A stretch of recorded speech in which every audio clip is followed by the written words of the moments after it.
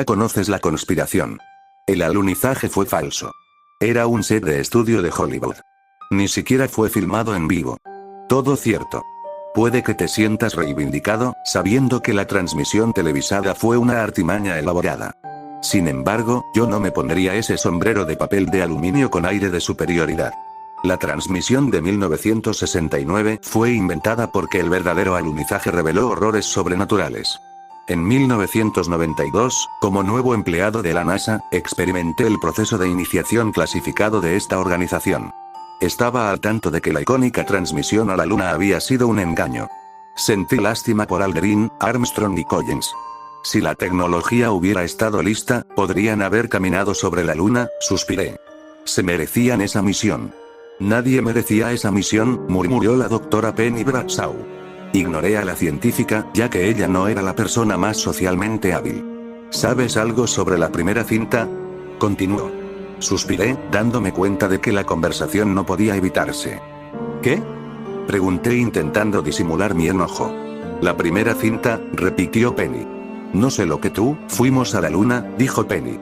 El módulo lunar Apolo fue al espacio, pero fue el módulo Aldo el que aterrizó. Fue el módulo de exploración. Outlier y Smithson fueron los primeros hombres en pisar la Luna. Y el módulo Apolo también habría aterrizado, pero, ¿un segundo módulo? Me burlé, antes de decidirme a considerar la loca historia de la anciana. ¿Y por qué estos astronautas no recibirían el crédito por aterrizar primero?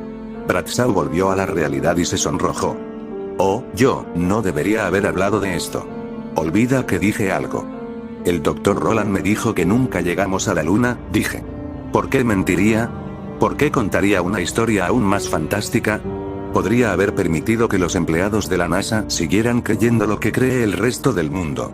Te distraemos de la verdad, algunas cosas no vale la pena saberlas.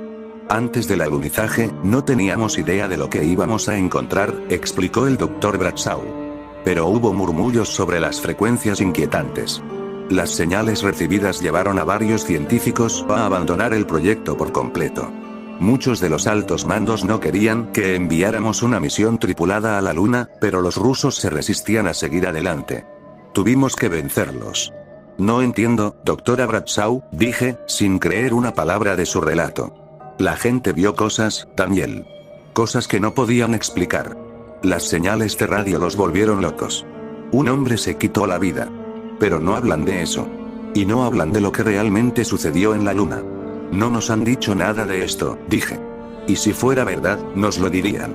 Suspiró. No tienes idea de las cosas que te ocultan. Aldo 11 era una operación encubierta, fuera de los registros.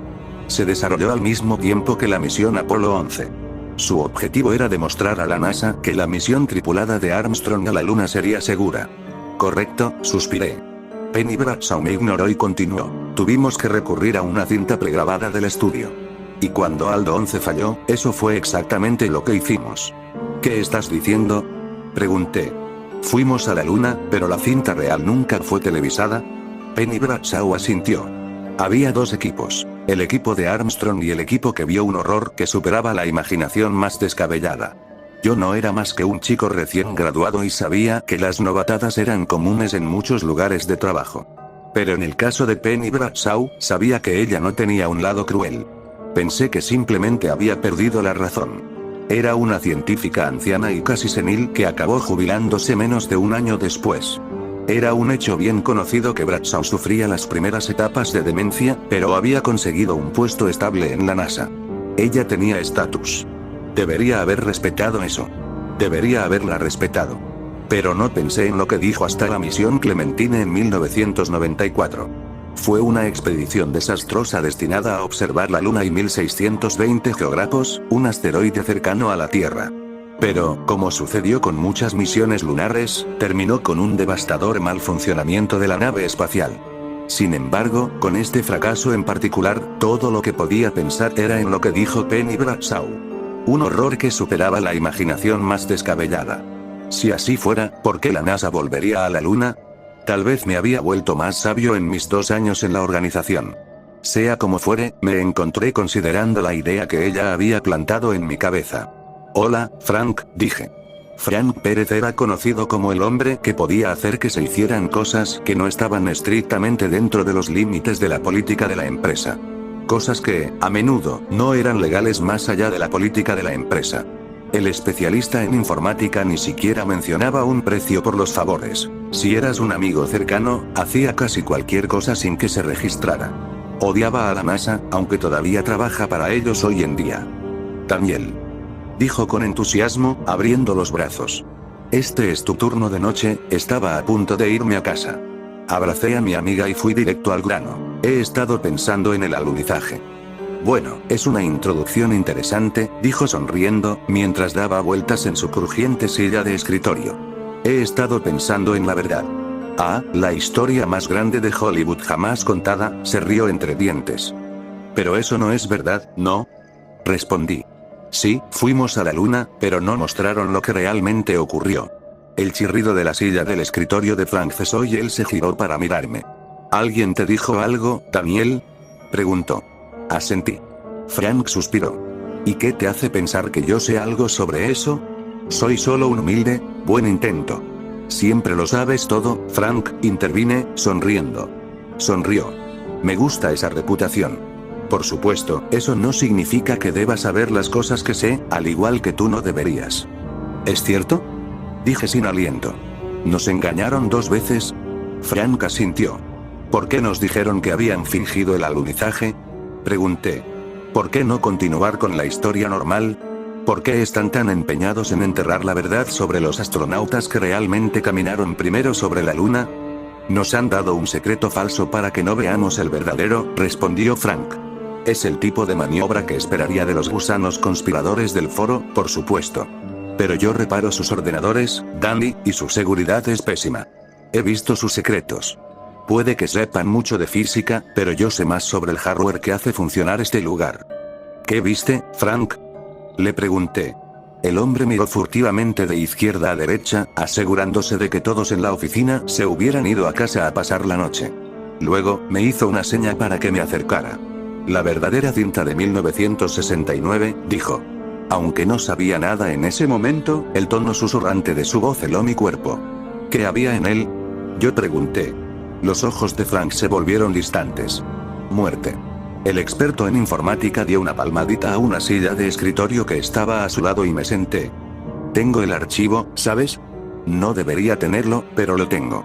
Y te lo voy a demostrar, dijo, empezando a escribir. Pero el contenido de esa cinta, te cambia. Me estremecí, pero mis labios se movieron por voluntad propia. Muéstramelo, dije. Frank asintió, ya había ingresado Prisma en la barra de búsqueda del explorador.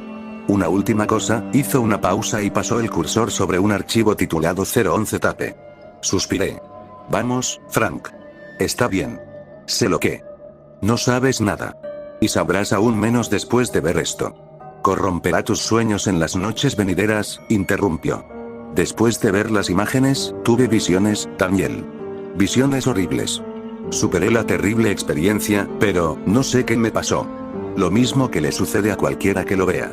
Puse los ojos en blanco. Vamos, Frank. Ves demasiadas películas. Puede que seas un hombre de ciencia, Daniel, pero en 10 minutos dejarás de serlo. Hay varios documentos clasificados sobre la cinta. Estos informes detallan lo que encontró el equipo de Outlier. E incluso 30 años después, todavía no lo entendemos. Pesadillas. Alucinaciones. Estoy listo, Frank. Esta es una oportunidad de presenciar un momento crucial en la historia de la humanidad, algo que pocas personas han visto jamás, dije. No dejaré pasar esta oportunidad. Pero, comenzó Frank. ¿Has sobrevivido? Lo interrumpí. Estaré bien. Estoy dispuesto a correr el riesgo, Frank. La curiosidad me puede. No creo que una cinta cause alucinaciones o sueños febriles, pero ciertamente espero que dé respuestas. Él suspiró. Algunas preguntas no tienen respuesta, Daniel. Sin embargo, Frank Pérez hizo clic en el archivo y la cinta comenzó a reproducirse en una pequeña ventana. El vídeo contenía imágenes granuladas y borrosas de una escalera metálica que conducía hacia una superficie rocosa y cavernosa. Aquí Outlier, anunció un hombre con un marcado acento francés. Informe sobre el estado del módulo Apolo 11. Outlier, aquí control de misión. El módulo Apolo 11 se acerca a su llegada. Esperando su veredicto, respondió una voz estática. Entendido, respondió Auclay. Estoy dando mi primer paso ahora y el tiempo parece bueno. Usted es el primer hombre en pisar la luna, comandante Louis Auclay. Felicitaciones, respondió la voz. Gracias, Control, respondió Auclay. Smithson se unirá a mí ahora. El segundo hombre en la luna, rió alegremente Smithson. La pareja flotó sin rumbo durante unos minutos, disfrutando de la verdad de que eran los dos primeros hombres en pisar la luna. Aunque nadie fuera de la NASA lo sabría nunca, solo puedo imaginar la euforia que debieron sentir. Las lecturas no coinciden con las de las misiones no tripuladas, dijo Auclay. Sin interferencias de radio. La costa está despejada. Negativo. Se están detectando lecturas cerca del sitio Surveyor 1, comandante, dijo Smithson, saltando visiblemente en la distancia. Copia, Smithson. ¿Copiaste, control de misión? Preguntó Auclay. Recibido, Auclay, dijo la voz estática. Analizando la transmisión. Señal de radio no identificada confirmada. Coincide con los datos del Surveyor 1. Consultando con el controlador principal de la misión. Espere a que le den el visto bueno para continuar. Continuamos la exploración, control de misión, anunció Auclay. Las imágenes distorsionadas mostraban a la tripulación de dos hombres saltando lentamente sobre una superficie lunar cada vez más oscura. Su nave había aterrizado hacia el lado oscuro de la luna. Auclay dirigió la cámara hacia la Tierra por un breve momento y un bloque blanco era visible en la distancia. El módulo oficial del Apolo 11. Comandante, ¿estamos listos para continuar?, preguntó Smithson. El segundo al mando señaló con un ansioso dedo enguantado hacia una abertura sin luz en la cara de una cresta montañosa. Auclay y Smithson. Este es el control de misión. Espere instrucciones del controlador. ¿No te hemos autorizado a conservar? Negativo, interrumpió Auclay. No volveré a casa sin ver lo que hay allí, señor. Smithson, nos dirigimos a la cueva. Auclay, el controlador de la misión A, comenzó la voz estática. Regreso, barco, tripulación de Aldo 11, gruñó otra voz intermitentemente. Eso, una orden. El segundo hombre sonaba mucho más severo que el primero, pero la transmisión era tan entrecortada que apenas era inteligible. Auclay aprovechó esa situación.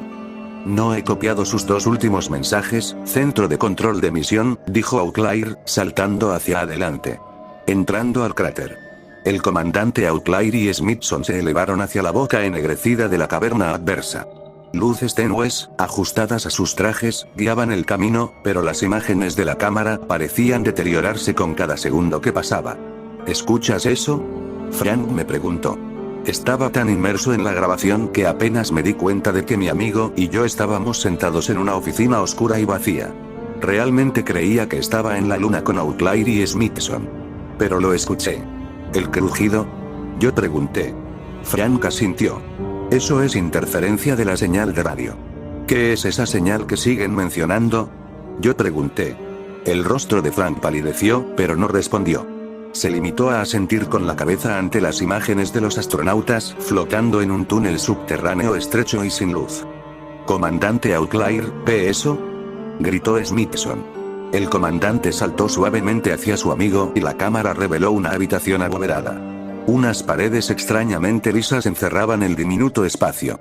Todo parecía fabricado, de alguna manera. Antinatural.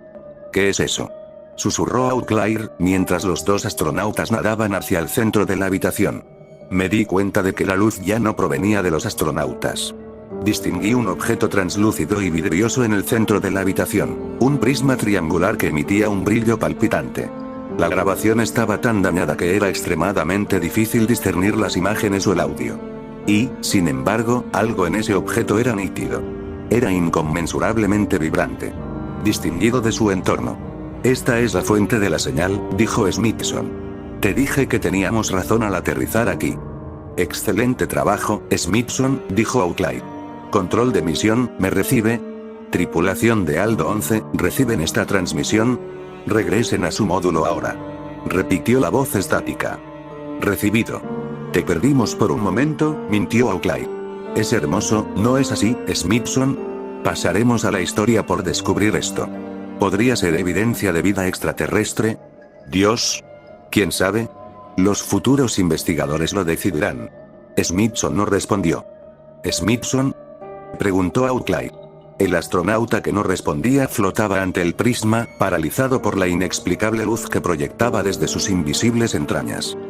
Smithson, vamos a regresar al módulo. ¿Me recibes?, preguntó Outlier. Puede que todavía permitan la misión Apolo 11. Hemos demostrado que aquí no hay peligro. No solía entender, gimió Smithson, aparentemente ajeno a la presencia de su comandante. Ahora sí. Outlier se acercó y filmó el objeto brillante. La interferencia de audio aumentó en gravedad. Smithson, ¿estás bien?, preguntó Outlier. Tripulación de Aldo 11, regresen a su módulo lunar. Repitió el control de misión. Y entonces sucedió algo que, hasta el día de hoy, no he podido racionalizar. La cara frontal del prisma reflejaba algo que reconocí. Un hombre de pie junto al comandante Outlier. Mi padre muerto. Exclamé horrorizado y la cinta se congeló. ¿Qué es esto?, pregunté jadeando pesadamente. Pero Frank, al igual que Smithson, no escuchó nada que saliera de su propia cabeza. Lo siento, Emilia. Lo siento mucho. Estaba contemplando algo que escapaba a cualquier explicación científica. En una cinta de 1969 sobre la luna, vi a mi padre. Ese hombre alto y aterrador de mi infancia. Un hombre maligno. Un hombre que de alguna manera me observaba desde la superficie del prisma, un objeto filmado hace 30 años en una película antigua y maldita. Durante mucho tiempo había reprimido el recuerdo de lo que mi padre me hizo. Las palizas despiadadas. La noche en que intentó matar a mi madre. Mi 10º cumpleaños. Pero cuando sus voluminosos ojos negros penetraron en mi alma, ese doloroso prisma me brindó una claridad que nunca había deseado. Nunca fue necesario. Me recordó lo que pasó esa noche. Cómo salvé a mi madre. Reveló el cuchillo en mi mano. La sangre que manchó el borde dentado después de que le corté la garganta. Tenía que hacerlo, me convencí a mí mismo, con los ojos hinchándose con lágrimas de miedo. La cinta prisma se descongeló. Smithson, gritó Outlier. La cámara de Outlier ya no estaba en sus manos, flotaba en la caverna. Y mientras giraba lentamente, el ángulo captó a Smithson golpeando repetidamente el cuerpo de su comandante contra la pared rocosa. El astronauta trastornado buscó a tientas el cierre debajo del casco de Outlier. ¡No! Outlier gritó, resistiéndose inútilmente al hombre más fuerte. El casco liberado. Outlier sufrió un ataque de agonía durante una docena de segundos antes de perder el conocimiento. Y Smithson observó con rigidez a su amigo flotar inmóvil ante él. Sonaba como si hubiera estado llorando. ¿Seguía allí? ¿Sentía remordimiento? Era imposible determinar qué había sucedido. En cuanto a la cabeza descubierta de Outlier, las imágenes, afortunadamente, estaban demasiado distorsionadas para mostrar el horror detallado de su falta de oxígeno. La cinta terminó. El prisma desapareció. Pero en la superficie vidriosa del monitor de Frank, apenas perceptible contra el fondo del escritorio, permaneció el reflejo de mi padre. Aterrorizado, intenté moverme. Intenté mirar a Frank. El padre espectral creció en el reflejo de la pantalla y su rostro se suavizó antes de hundirse hacia adentro, transformándolo en una entidad sin ojos. Tras la claridad, hubo distorsión. El prisma había cambiado su enfoque. Y éramos esclavos de su perspectiva. Usando todas mis fuerzas, logré liberar mi cuello de su parálisis y me giré para ver los ojos muy abiertos en el rostro de mi amigo. Solo se suponía que sería un sueño, susurró sin aliento. La luz fluorescente estalló sobre nuestras cabezas y nos sumió en la oscuridad. Sin embargo, Frank y yo recuperamos inesperadamente el control de nuestras extremidades y caímos de nuestras sillas. ¿Qué viste?, Frank jadeó. Mi padre, susurré. Y él es... decepcionado, siseó una voz. Giré la cabeza para ver a mi padre. Un hombre cuyo cuerpo raspaba los cuentos del techo. Apenas estaba iluminado por la luz de la luna, pero podía sentir esas cuencas sin ojos mirándome. ¡Corre!, grité. Nos pusimos de pie, tambaleándonos, y la representación de pesadilla de mi padre agitó sus dedos esperanzados en mi dirección. Me agarró la nuca y grité de dolor al sentir que la carne se desprendía, enterrada bajo clavos podridos. Pero no me detuve a lamerme las heridas. Empujé a Frank hacia adelante y atravesamos el laberinto de cubículos. Eso, nunca me pareció real, comenzó Frank, mientras corríamos sin aliento hacia la salida. Sigue moviéndote, grité. No me atreví a mirar atrás, pero escuché muebles y equipos de oficina desmoronarse bajo los ilimitados miembros de mi padre deforme. El prisma se aprovechó de mis pensamientos más oscuros. Representaba a papá como siempre lo había visto cuando era niño. Frank irrumpió por la salida y la luz del pasillo invadió la oficina. Salimos a trompicones de la oscuridad y me giré para cerrar la puerta a la abominación que nos perseguía. Luego, con la respiración contenida, esperamos a que la criatura atravesara la endeble puerta, antes de, sin duda, atravesarnos a nosotros. Pero no pasó nada. El sonido de los pasos fue apagándose. Me imaginé a mi padre esperándome en silencio al otro lado de la puerta, provocándome, como siempre lo había hecho durante mi infancia. Pero solo había silencio. Debieron haber pasado unos 10 minutos cuando uno de nosotros finalmente se atrevió a moverse. El especialista en informática se acercó a la puerta de la oficina con pasos temblorosos. No lo hagas, susurré. Vámonos. Frank negó con la cabeza. Tenemos que estar seguros, Daniel. El hombre abrió la puerta de golpe y encendió las luces principales, que iluminaron una oficina vacía. Mi padre se había ido. Ella no está aquí, susurró Frank, secándose las lágrimas de la cara. ¿Oms? Yo pregunté. La vi cuando vi la cinta por primera vez. Emilia. Mi Emilia. Ella era mi esposa, explicó Frank. La vi en mis sueños. Alucinaciones de pesadilla, pero nunca nada real. Nada de lo que vino para mí. Esta vez, ella estaba enojada. Frank, comencé. Fue mi culpa, Daniel, interrumpió Frank. Aparté la vista de la carretera y. No vi venir el camión. No vi, debería haber sido yo quien muriera. Eso era lo que ella seguía diciendo mientras corríamos. Deberías haber sido tú, y ella tenía razón. Estaba diciendo la verdad. No era ella, Frank, dije. Lo sé, susurró el hombre. Y tampoco fue tu padre. ¿Qué es? Temblé. El prisma, respondió Frank. Cada uno ve algo diferente. El momento más oscuro de una persona, dije. Frank asintió. Pero nunca había sido real antes, Daniel. Nunca había sido algo así. Mira tu cuello. Eso no es una alucinación, toqué con cuidado las heridas sangrientas detrás de mi cabeza, haciendo una mueca de dolor cuando la adrenalina desapareció y el dolor finalmente llegó al frente de mis sentidos. ¿Por qué Smithson mató a Outlier? Gruñí. No sé por qué lo hizo. No quiero imaginar lo que vio. Frank se estremeció. Después, se quitó la vida. Inmediatamente después de los horrores que se desarrollaron en esa caverna, la NASA abortó la misión. El módulo lunar del Apolo 11 regresó a casa y la cinta pregrabada se transmitió en vivo por televisión. ¿Qué pasa con el prisma? Yo pregunté.